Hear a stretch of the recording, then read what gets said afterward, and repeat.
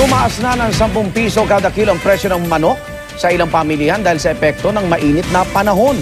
Lumalaki raw kasi ang gastos ng ilang manukan tulad ng ilan na debintelador na.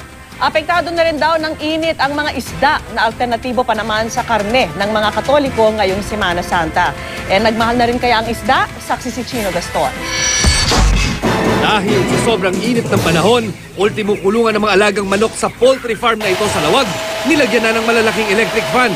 3 manok kada linggo na kasi ang namamatay sa kanilang mga alaga mula na magsimula ang tag-init. Di kasi tulad ng baboy at baka, ang mga manok walang sweat glands na tumutulong sa pagkontrol sa temperatura ng katawan. Hindi na raw alintana ng poultry farmers ang dagdag gastos sa kuryente.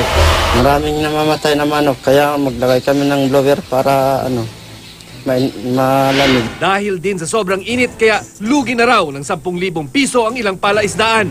Araw-araw na kasing may namamatay na tilapia at malaga sa mga palaisdaan ngayong mainit ang ibabaw ng tubig.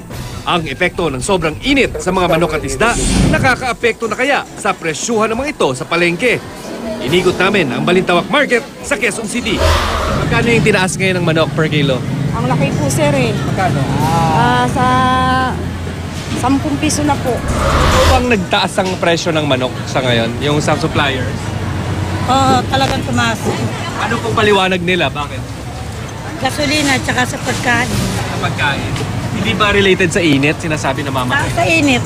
Related na sa init. Sama-sama.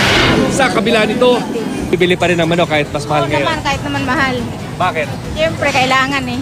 Hindi naman po ako bumibili ng maramihan eh. Oo, pero sa tingin mo, kahit na tumaas yan, bibili ka pa rin ng manok. Oo, kailangan ko eh. Ang presyo naman ng isda at gulay sa palengke, hindi pa nagbabago. Gayunpaman, di pa tiyak kung maapektuhan ito ng malapit na Semana Santa. Ang gulay at isda kasi, inaasang tataas ang demand dahil ginagamit na alternatibo sa karne na bawal sa mga Katoliko sa panahon ng Kwaresma. Ako si Chino Gaston ng inyong saksi.